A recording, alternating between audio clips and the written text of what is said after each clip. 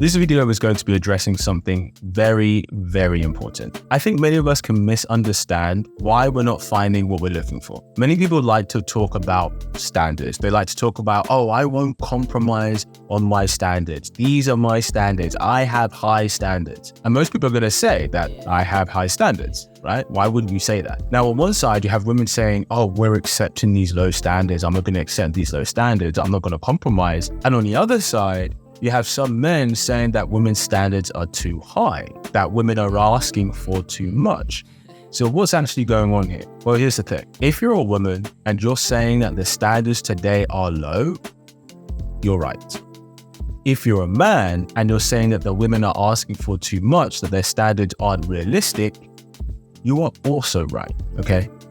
But what we don't realize is that we're talking about standards in two different ways. What we have to understand is there is a difference between the caliber of a person and the quality of a person. The caliber refers to what the person is on paper. So if that is a man, right, as in a woman's talking about a man of high caliber, that's the man who is tall, who is attractive, who is successful, who is intelligent, who is confident, who is influential and in good financial economic position, has a good network, all of that. However, the quality of a man refers to his character. Is he a man of his word? Is he loyal to his friends, family, and his woman? Is he somebody who does what he says he's going to do? Is he someone who is considerate? Is he someone who exercises discipline in his shadow self? Is he somebody who exercises generosity? That all refers to the quality of a man. So you can have a man who is high caliber but low quality. So we could argue that there are many men and it pains me to say this because I love hip hop and rap, but there are many men in hip hop and rap culture who are very high caliber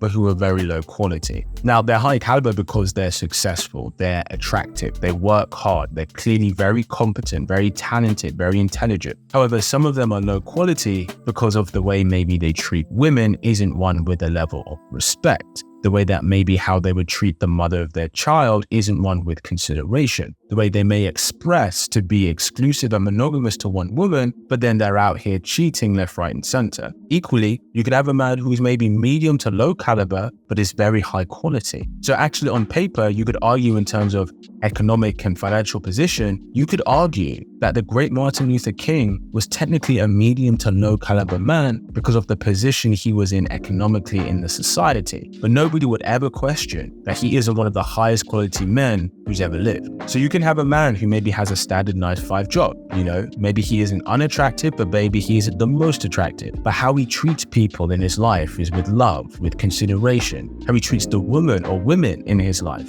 He may not have everything, but he is still generous towards her in the ways that he can be. Maybe with his time, with him doing things that facilitates the relationship for them. Equally, you can have a woman who is high caliber, right? And a high caliber woman would be a woman who is attractive, a woman who is feminine, a woman who is grateful, a woman who has a high level of emotional intelligence, a woman who exercises discernment, a woman who is sexually selective, a woman who doesn't seek a lot of validation and attention from men that she's not interested in. These are things that men will consider a high caliber woman. And a high quality woman would be, how does she treat her man? Does she treat him with a level of respect? Is she considerate of other people's feelings? Does she recognize when it's time to listen and when it's time to speak up? Does she understand how to be a place of peace for him? Does she know when to give her man space and when to seek and inspire closeness? Because you can have a very high caliber woman who's very low quality. Perfect example, Amber Heard. Amber Heard on paper is a high caliber woman. She's attractive, intelligent, talented, emotionally intelligent. She comes across as being high in her feminine. Many guys, purely based on what she is on paper, would consider a high caliber woman. But in terms of quality though, she was abusive, she lies, she was manipulative, she would fake her emotions to try and get what she wants. That's a very low quality person. And so when we're coming to talk about men and women and how women are saying that they're accepting these low standards, they're referring to the quality of the man. They're referring to a guy's investment in them, who they get involved with, who maybe isn't considerate of their emotions. Guys who maybe don't actively show generosity towards them. Guys who don't show up in the way that they say they're going to.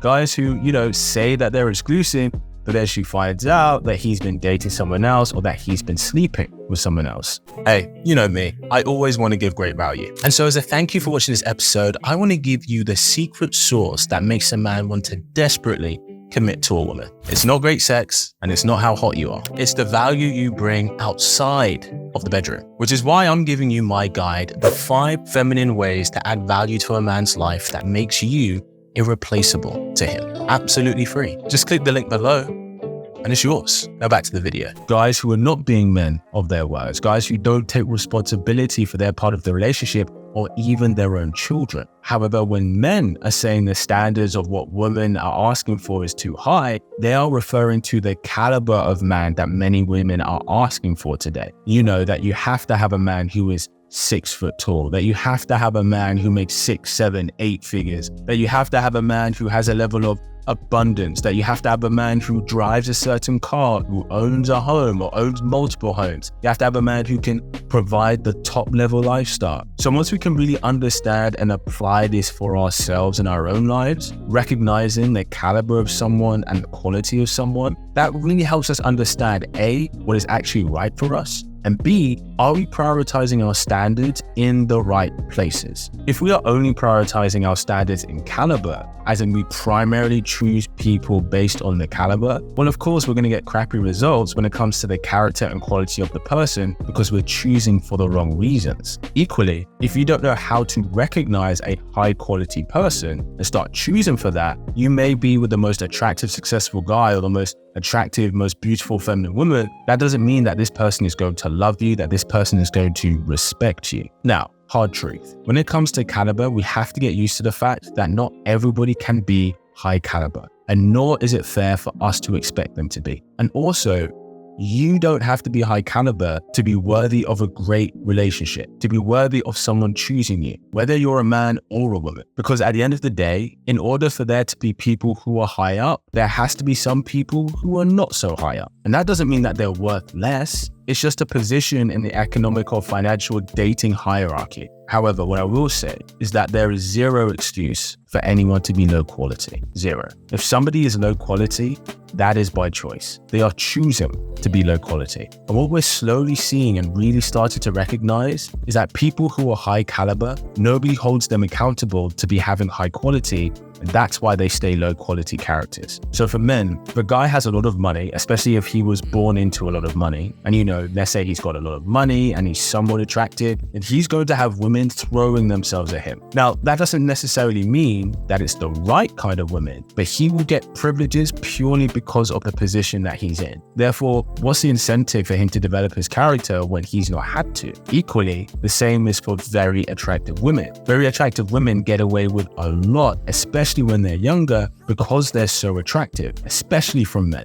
Men will tolerate a lot more because of how attractive and beautiful and gorgeous she is. But that means she's never had to work on her character. There's never been an incentive or consequence that, oh, if you're not a good person, people will not do things for you. Men will not choose you. But if she's always been chosen, regardless of how she's acted or behaved, then what's the incentive for her to improve as a person? And then what ends up happening from that is she maybe gets to a certain age where maybe she's not getting the same level of attention as she did before. You know, she's not getting the same level of offers. And because now essentially her beauty privilege isn't as powerful and as potent as it used to be, but then her character hasn't been worked on. So now she finds herself where people don't want to be around her. They don't invite her out, invite her to functions, bring her to gatherings. Nobody really checks in on her. People start behaving in a way that suggests that she might be insufferable to be around, so they choose to limit how much they are around her. And this happens for women and for men. For men, it happens if he loses his financial economic position. So it's like on the way down, he then realizes and asks, oh, who's here to support me? And no one's there. Why? Because he's not worked on his character. Now, while this both can be the case, there are a lot more very, very attractive women